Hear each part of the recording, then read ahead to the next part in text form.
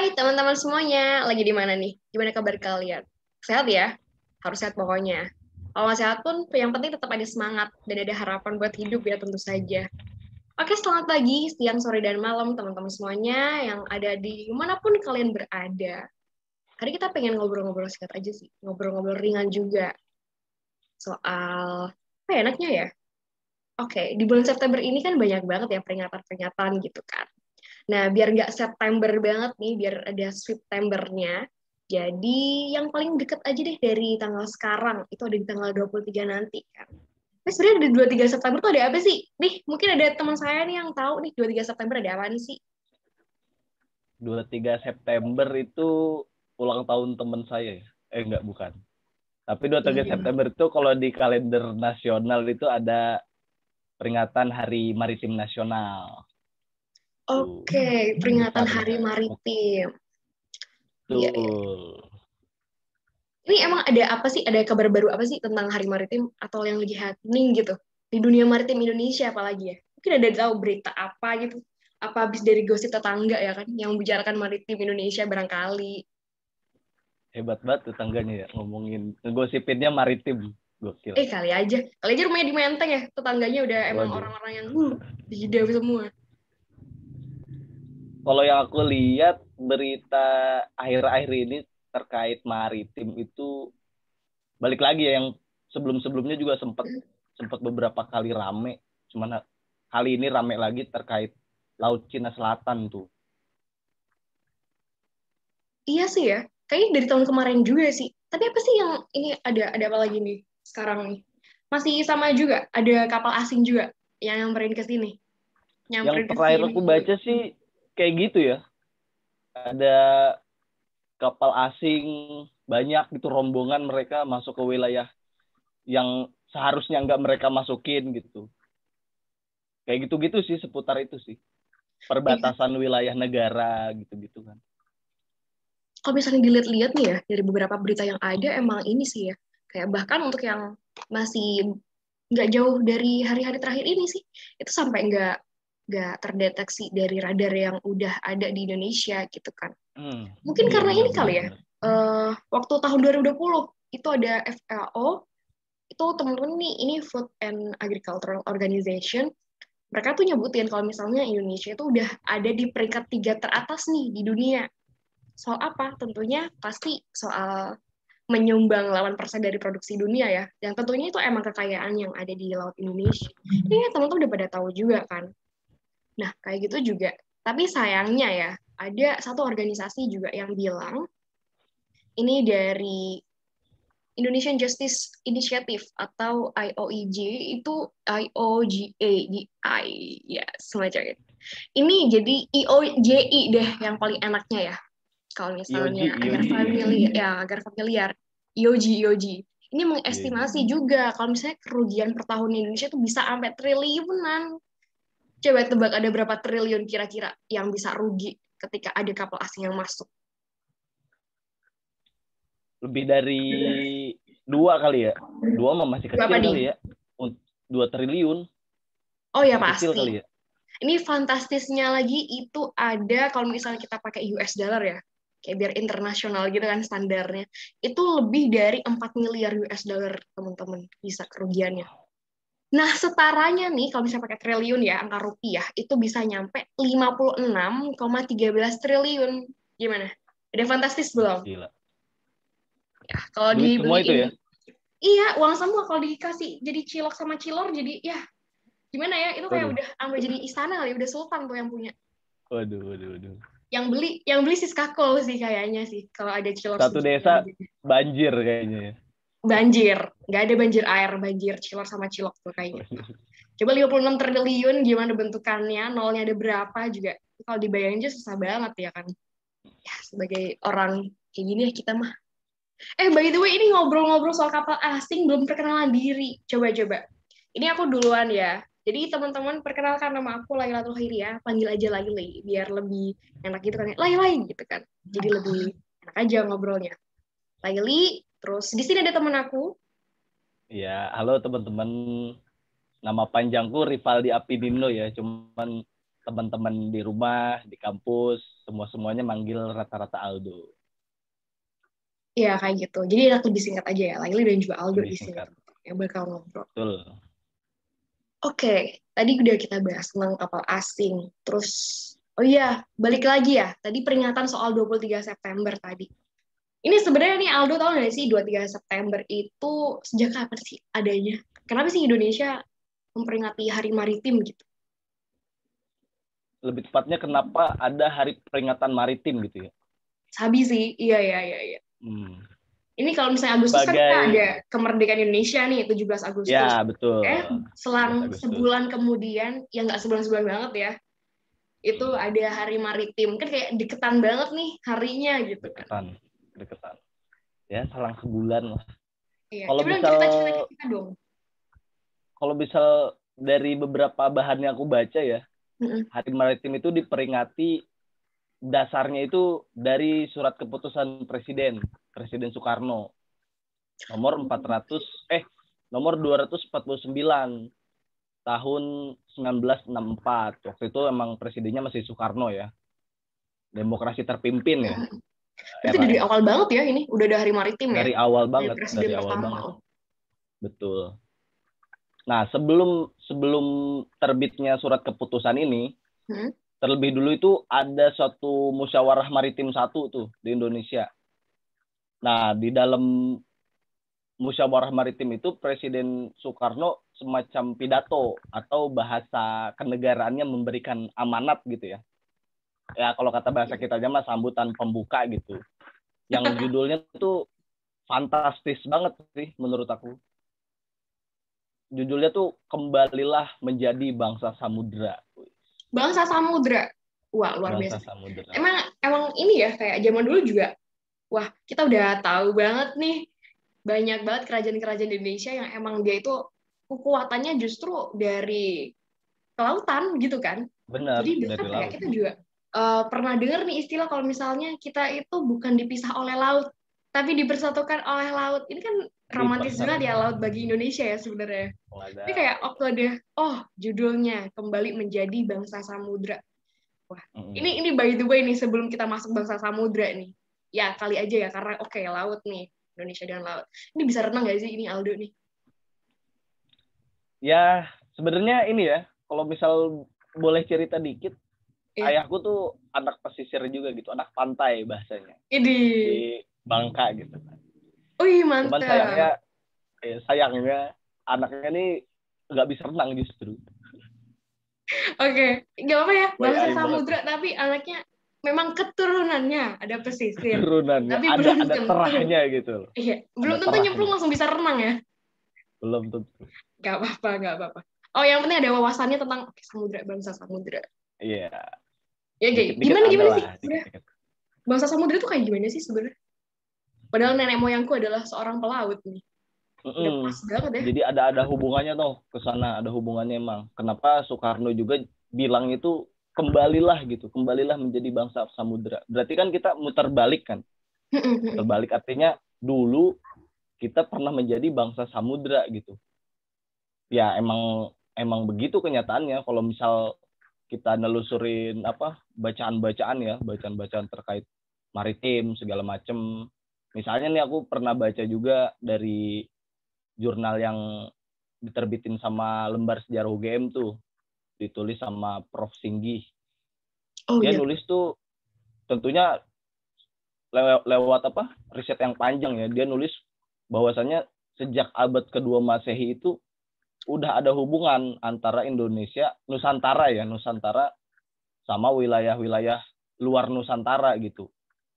Misalnya sama India segala macam.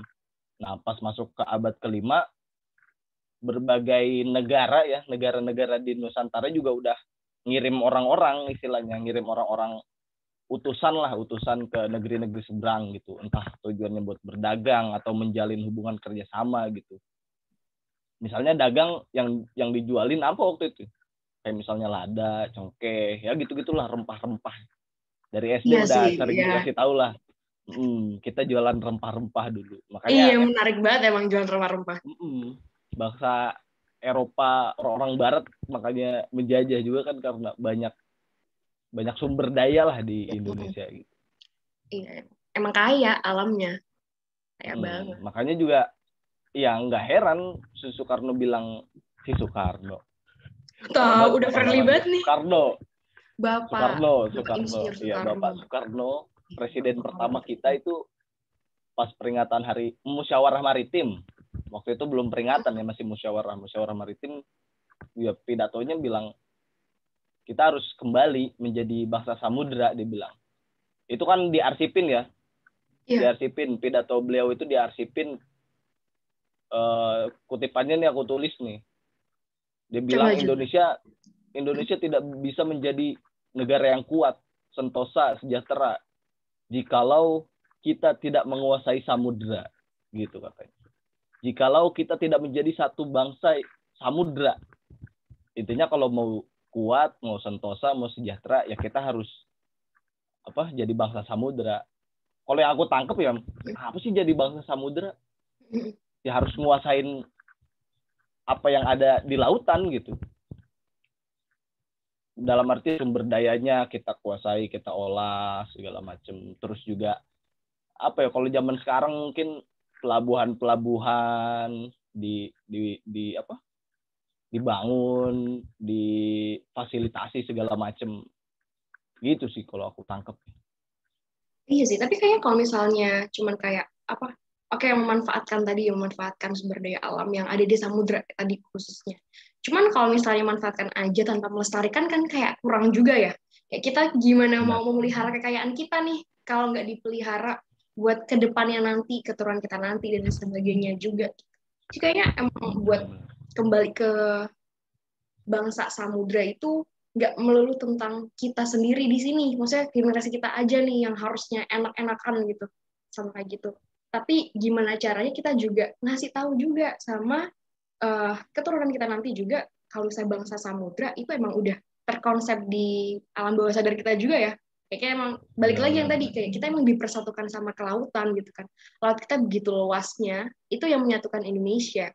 Jadi jangan sampai ngerasa kayak, wah ini kita terpisah karena laut, LDR, ada yang beda pulau, ya kan. Wadaw. Ya, ini artinya maksudnya justru laut itu yang bakalan mendekatkan antar satu pulau itu tadi. Kalau nggak ada laut, gimana ya? Kosong nih, jatuh. Udah nggak ada, udah langsung inti bumi. Nggak bisa, nggak mungkin juga kan. Gitu sih. Jadi bangsa samudra beneran yang ini ya, memikirkan, iya kita punya kekayaan. Kita sadar kita punya kekayaan tersebut. Nah gimana caranya kita ngolah sebaik-baiknya, melihara sebaik-baiknya, jadi nggak berhenti kenikmatan itu cuma di kita doang. Kayak gitu ya kan. Dan jangan sampai kenikmatan kekayaan yang kita punya justru karena kita udah ngerasa sombong karena kita punya kayak segalanya, terus tiba-tiba ada orang lain langsung ya udah ambil aja atau kayak kita sampai nutup mata ya udahlah masih kaya gitu. Ya lama-lama kalau kayak gitu kan abis juga ya. Orang kayak terlalu terlena sih kayaknya. Kayak gitu kan. Balik lagi ya. Yang nggak heran juga sih makanya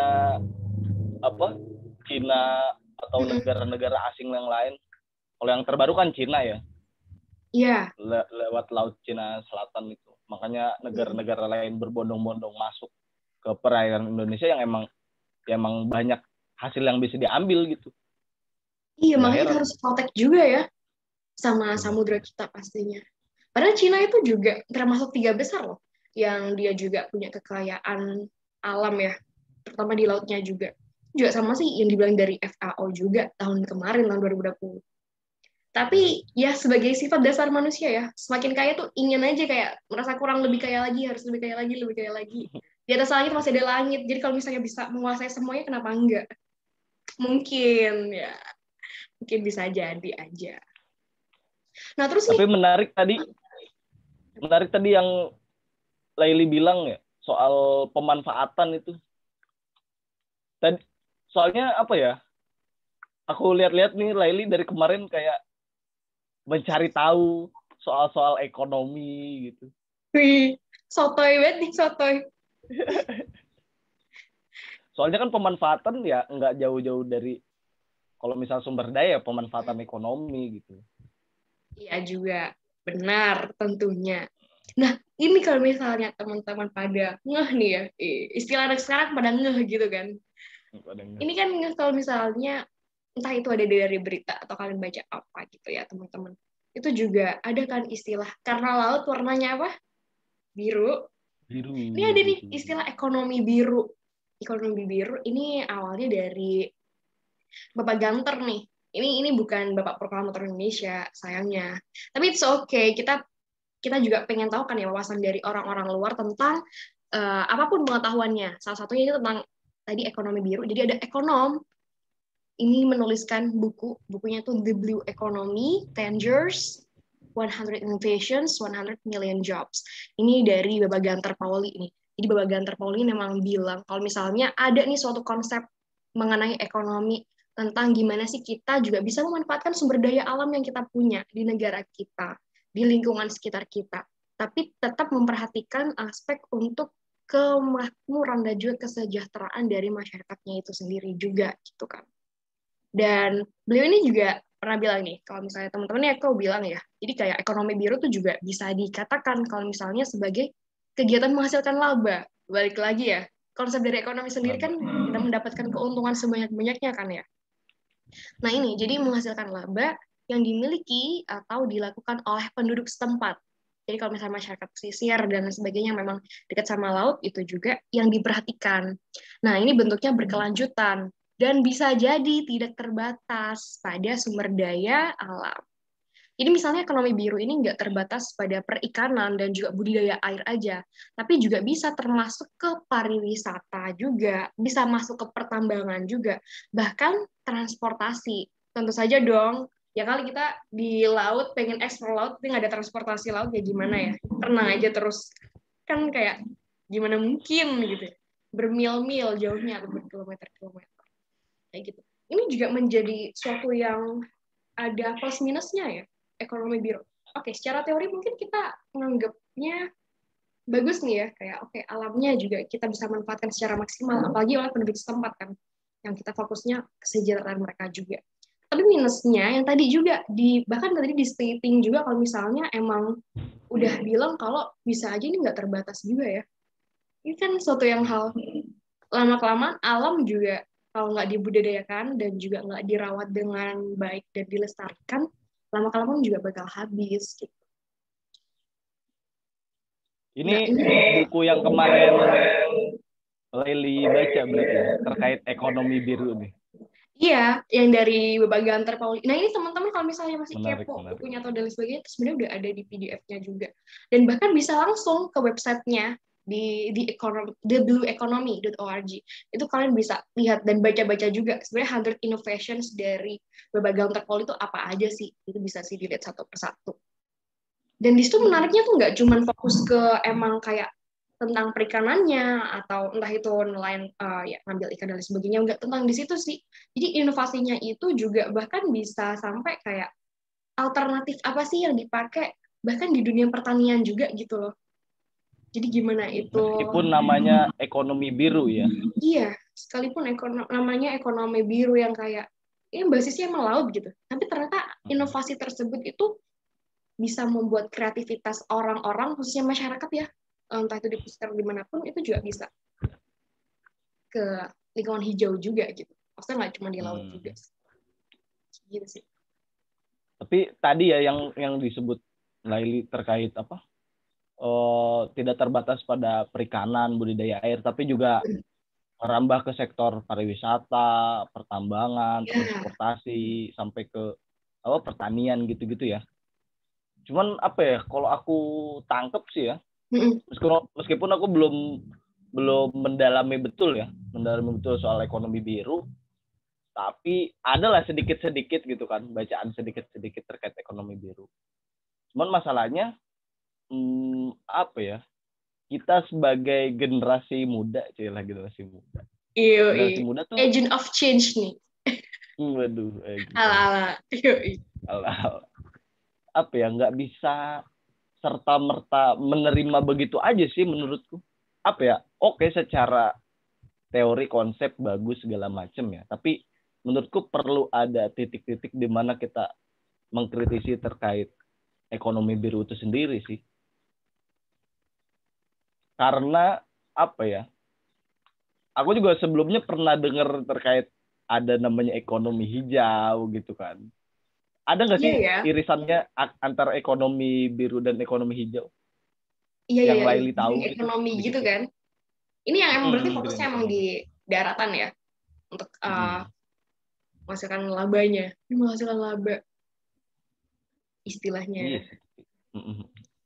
Dan itu kalau nggak salah udah jalan, maksudnya kebijakan apa turunan dari ekonomi hijau udah dari zaman PSBY ya kalau nggak salah ya, dari zaman PSBY. Oh, oke. Terus juga apa sih, ternyata di kebijakan ekonomi hijau nih yang sebelumnya Hmm? nih banyak banyak problem gitu loh, banyak problem dalam arti kan dia dengan segala teori dan apa ya, dan Konsep-konsep. apa yang ditawarkan, Hmm. konsep yang ditawarkan. Tapi dalam prakteknya ternyata banyak banyak ketidaksesuaian gitu. Sama Kayak misalnya praktiknya aku, berarti. ya benar. Kayak misalnya eh, apa contoh konkretnya di pembangunan di masyarakat desa adat gitu ya, Hmm. dengan mendatangkan investor untuk mendirikan sebuah perusahaan gitu. Cuman kadangkala masyarakat di dalamnya, masyarakat adat misalnya, kan di Indonesia Ya, banyak banget nih masyarakat ya, adat. benar. Justru Masih masih banyak. justru tersingkirkan gitu lewat lewat kebijakan ekonomi hijau. Makanya kalau misal kita searching nih, Oke. searching tentang kebijakan terkait ekonomi hijau itu banyak banyak banget konflik-konflik yang justru terjadi gitu. Nah, ini yang aku khawatirin sebenarnya dari pelaksanaan ekonomi biru selanjutnya gitu. Khawatir ya, harus dong khawatir. Iya ya, Namanya kayak kita anak bangsa gitu. takutnya karena kita udah terlena nih kayak wah konsepnya menarik juga keren apalagi kayak Iya oh, benar. condongnya langsung ke gimana masyarakat itu bisa berkontribusi dan juga berpartisipasi terus bener-bener yang fokus highlightnya di situ terus kayak gimana mendorong Hmm, mereka dapat ekonomi yang menguntungkan juga kan karena emang udah ambil dari iya. kekayaan alam sendiri. Nah udah kayak terlena sama konsep itu ternyata kita lupa mengkritisi kalau sebenarnya sebelumnya udah ada juga memang namanya bukan ekonomi biru gitu ekonomi hijau. Tapi ya tadi juga pertimbangannya adalah tadi hal-hal yang ternyata ada perbedaan nih dari teori sama praktiknya. Jangan sampai juga kejadian di ekonomi biru ini. Konsepnya menarik dan bagus, ternyata dengan segelintir orang atau segelintir kelompok Hmm. memanfaatkan dan menggiring tadi yang harusnya fokusnya ke masyarakat kecil, masyarakat adat. Tapi ternyata mereka tanpa disadari udah menggusur masyarakat adat. Dan masyarakat adat pun juga akhirnya nggak tahu kayak, loh, kok saya tiba-tiba disingkirkan di sini gitu kan. Iya. Iya, Itu kan yang jadi dikhawatirkan. iya benar juga. Jadi gimana mau masyarakat bisa sejahtera kalau kelompok-kelompok tertentu yang bakal menguasai dan rasanya lebih memahami konsep biru ini. Kan sayang juga ya. Walaupun aku sempat baca ya, kalau Hmm? misalnya ekonomi biru ini kayak dia juga mengkritisi ekonomi hijau gitu kan. Di Iya. beberapa Oh, sumber oke. tuh aku baca kayak gitu. Kayak iya mengkritisi lah beberapa konsepnya gitu. Tapi tetap sih menurutku perlu perlu kita kritisi juga, kayak misalnya yang tadi Laili sebut soal ekonomi biru yang nggak terbatas pada perikanan dan budidaya air, Mm-mm. tapi juga merambah ke sektor pariwisata. Nah, yang dikhawatirkan itu justru lewat dikembangannya sektor pariwisata ini. Nah, hal-hal lain yang ada di wilayah pesisir, konteksnya wilayah pesisir ya, Oke. justru enggak termanfaatkan dengan baik, atau dalam arti justru apa ya, kayak mengalami kerusakan gitu, Iya, yang iya, iya, iya. tadinya Ah, demi pengen keuntungan. lestari gitu, Mm-mm. berkelanjutan segala macam, tapi justru malah yang terjadi sebaliknya.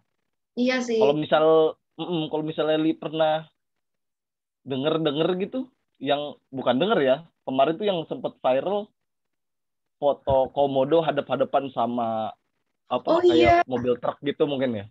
iya, iya, iya. Itu dari tahun lalu kan udah rame juga kan. Nah, itu Iya dia. benar-benar. Itu kan apa ya? Kayak pemanfaatan ya, dari beberapa berita yang kau baca kan, itu salah satu bentuk pemanfaatan wilayah pesisir gitu kan. Dibangun apa sih Jurassic Park gitu kan namanya Jurassic Park. Iya, benar juga.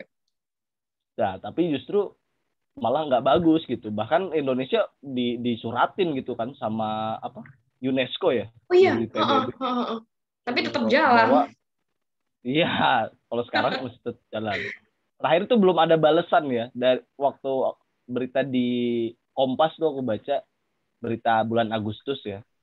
Jadi UNESCO nyuratin ke pemerintah Indonesia, cuman belum ada tanggapan. Intinya dalam surat itu menyarankan untuk diberhentikan aja proyeknya gitu. Iya. Demi alam juga ya pastinya ya. Karena emang alam Indonesia juga sangat berarti, nggak cuma di Indonesia, tapi juga bagi di dunia sebenarnya. Nggak di negara tetangga aja. Setuju banget terkait hal itu. Nah, iya, sekalipun kayak ada sebenarnya kayak dari contohnya ya teman-teman ya, yang udah mulai berkontribusi terhadap ekonomi biru misalnya ya, kalau dari lingkungan masyarakat juga, itu kan emang mengedepankan para UMKM ataupun startup. Jadi kayak kemarin aku lihat juga ada Fish On, ada Fish Go, itu juga mereka yang gimana caranya, emang mereka tuh sangat peduli sama nelayan-nelayan yang gajinya itu bahkan kayak contohnya tuh ada yang kayak mereka tuh di ikan tongkol dijual di Jakarta 30.000 per kilogram. Sayangnya sama para tengkulak nih ya, itu belinya cuma 1.000 atau 2.000 doang per kilogram. Nah ini gimana mereka mengedukasi masyarakat di sekitarnya biar bisa tahu gitu harga pasaran dan juga komoditas ikan dan sebagainya, rute yang aman buat nelayan dan sebagainya, kayak gitu juga sih. Jadi emang ada plus minusnya.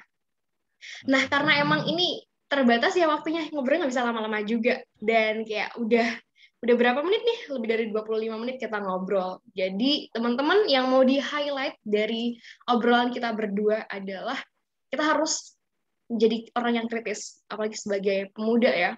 Dan ini bulan depan kita juga memperingati Hari Sumpah Pemuda juga kan, di bulan Oktober. Jadi peran dari pemuda sendiri itu luar biasa ada gitu, dan juga harus kritis tadi soal ekonomi biru sendiri.